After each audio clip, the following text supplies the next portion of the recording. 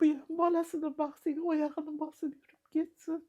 Omonatlarimiz xayrli qoluvdi. Dinimizdan, dini ayoqlarini muammolari bor ekan. Anchadan beri ishmosin topmabdilar. Hozir shunga operatsiya qilishimiz zarur ekan.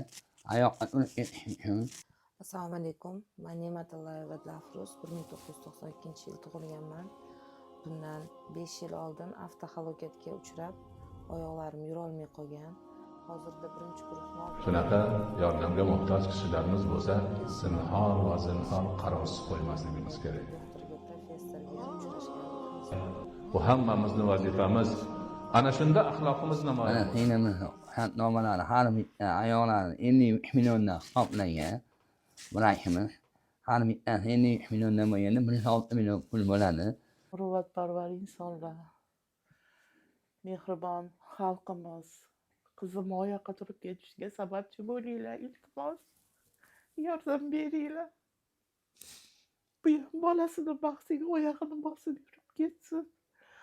Yordam beringlar, iloji boricha. Mana o'lib tursinlar. Hamma sharoitimiz og'ir.